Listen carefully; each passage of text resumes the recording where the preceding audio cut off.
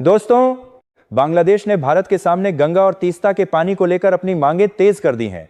मामला अब सिर्फ पानी के बंटवारे का नहीं रह गया है।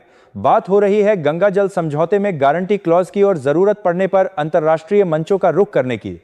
यानी आने वाले समय में भारत और बांग्लादेश के रिश्तों में पानी एक बेहद अहम और संवेदनशील मुद्दा बनने वाला है।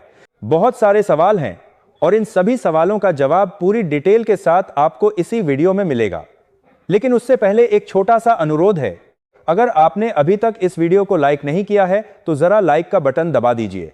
वीडियो को अपने दोस्तों और परिवार के साथ शेयर कीजिए और कमेंट करके जरूर बताइए कि आप भारत के किस शहर या किस राज्य से ये वीडियो देख रहे हैं।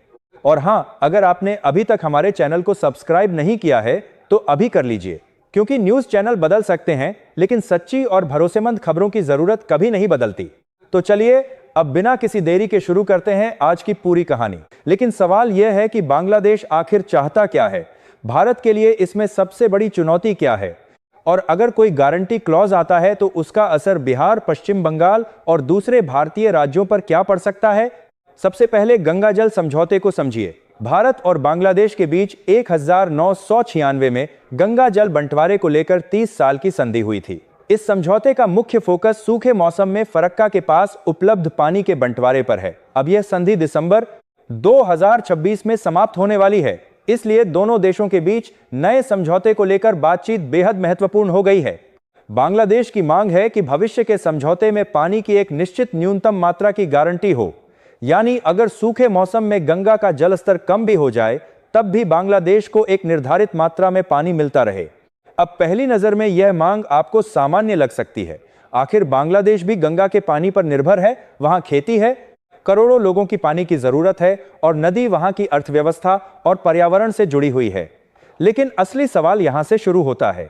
अगर भविष्य में नदी में पानी ही कम हो गया तो गारंटी किस चीज की होगी? अगर किसी साल मानसून कमजोर रहा, अगर जलवायु परिवर्तन के कारण नदी का प्रवाह कम हुआ, अगर भारत के अंदर सिंचाई और पेयजल की मांग बढ़ गई, तो उस स्थिति में एक तय न्यूनतम मात्रा की गारंटी को पूरा करने की जिम्मेदारी किसकी होगी? यहीं पर भारत के लिए मामला गंभीर हो जाता है, क्योंकि गंगा सिर्फ भारत बांग्लादेश की नदी नहीं है। भारत के भीतर भी गंगा करोड़ों लोगों की जिंदगी से जुड़ी है। बिहार, उत्तर प्रदेश और पश्चिम बंगाल जैसे राज्यों में खेती, सिंचाई, पेयजल, मत्स्य पालन, परिवहन और पर्यावरण सब किसी न किसी रूप में गंगा से जुड़े हैं। विशेष रूप से बिहार की चिंता को नजरअंदाज नहीं किया जा सकता। बिहार में गंगा का बड़ा हिस्सा बहता है और राज्य लंबे समय से बाढ़ तथा नदी कटाव जैसी समस्याओं का सामना करता रहा है। इसलिए अगर भविष्य में पानी की उपलब्धता कम होती है और भारत किसी को अनस्य पानी की कुछ न्यूनतम मात्रा की अंतर्राष्ट्रीय गारंटी ले लेता है, तो सवाल उठेगा कि उस कमी का बोझ आखिर किस पर पड़ेगा? क्या भारत के किसान पानी की कमी झेलेंगे? क्या भारतीय राज्यों की सिंचाई की जरूरत कम की जाएगी? या फिर सरकार को किसी और स्रोत से पानी की व्यवस्था करनी पड़ेगी? इन सवालों का जवाब किसी भी नए समझौते से पहले साफ होना चाहिए। अब बात करते हैं तीस्ता नदी की। तीस्ता का मुद्दा भी लंबे समय से भारत और बांग्लादेश के बीच संवेदनशील बना हुआ है। बांग्लादेश चाहता है कि तीस्ता के पानी को लेकर भी कोई स्थायी और स्पष्ट व्यवस्था बने, लेकिन भारत के अंदर पश्चिम बंगाल की अपनी जल जरूरतें और राजनीतिक आपत्तियां हैं। यानी केंद्र सरकार के सामने एक तरफ बांग्लादेश के साथ अच्छे संबंध बनाए रखने की चुनौती है और दूसरी तरफ अपने ही राज्यों के हितों को सुरक्षित रखने की जिम्मेदारी। और दोस्तों, यहीं से इस पूरे मामले का रणनीतिक पहलू सामने आता है। अगर पानी को लेकर भारत और बांग्लादेश के बीच तनाव बढ़ता है तो इसका असर सिर्फ नदी तक सीमित नहीं रहेगा। इसका असर दोनों देशों के व्यापार, कनेक्टिविटी, सीमा प्रबंधन और कूटनीतिक संबंधों पर भी पड़ सकता है। बांग्लादेश अगर कहता है कि जरूरत पड़ने पर वह अंतर्राष्ट्रीय मंचों पर जाएगा, तो भारत को इस बयान को गंभीरता से लेना चाहिए। लेकिन इसका मतलब यह नहीं है कि कोई अंतर्राष्ट्रीय संस्था अपने आप भारत पर कोई जल समझौता थोप सकती है। अंतर्राष्ट्रीय जल विवादों में संबंधित संधियों, समझौतों और देशों की सहमति की भूमिका महत्वपूर्ण होती है। इसीलिए भारत को न तो घबराने की जरूरत है और न ही इस मुद्दे को हल्के में लेने की। भारत के लिए सबसे मजबूत रास्ता होगा बातचीत, लेकिन बातचीत ऐसी होनी चाहिए जिसमें सिर्फ वर्तमान जल प्रवाह को नहीं बल्कि अगले 20-30 वर्षों की परिस्थितियों को भी ध्यान में रखा जाए, क्योंकि आने वाले समय में पानी की समस्या और गंभीर होने वाली है।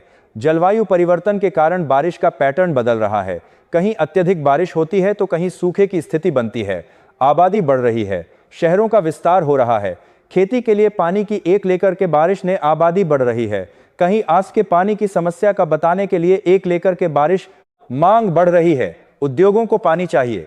ऐसे में आज जो पानी पर्याप्त दिखाई देता है, जरूरी नहीं कि 20 साल बाद भी उतना ही उपलब्ध रहे। इसलिए अगर कोई नया गंगा जल समझौता होता है तो उसमें जल उपलब्धता, वैज्ञानिक आंकड़े, वास्तविक नदी प्रवाह और दोनों देशों की भविष्य की जरूरतों को आधार बनाया जाना चाहिए।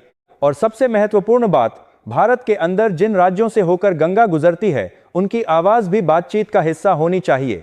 बांग्लादेश की अपनी जरूरतें हैं और उनका सम्मान होना चाहिए, लेकिन भारत की अपनी जरूरतें भी उतनी ही वास्तविक हैं।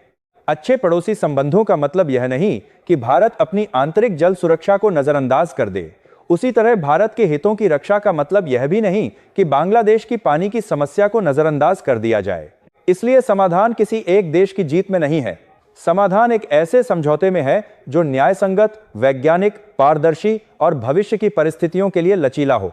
क्योंकि पानी आने वाले समय में सिर्फ प्राकृतिक संसाधन नहीं रहेगा, यह आर्थिक, पर्यावरणीय और रणनीतिक शक्ति का भी हिस्सा बनेगा। अब सवाल आपसे है, क्या भारत को गंगा जल समझौते में बांग्लादेश की मांग के अनुसार गारंटी क्लॉज स्वीकार करना चाहिए, या पहले बिहार, उत्तर प्रदेश और पश्चिम बंगाल जैसे राज्यों की जल जरूरतों को प्राथमिकता दी जानी चाहिए? आपको क्या लगता है, बांग्लादेश की यह मांग जायज है या भारत के लिए भविष्य में बड़ी परेशानी बन सकती है? अपनी राय कमेंट में जरूर बताइए।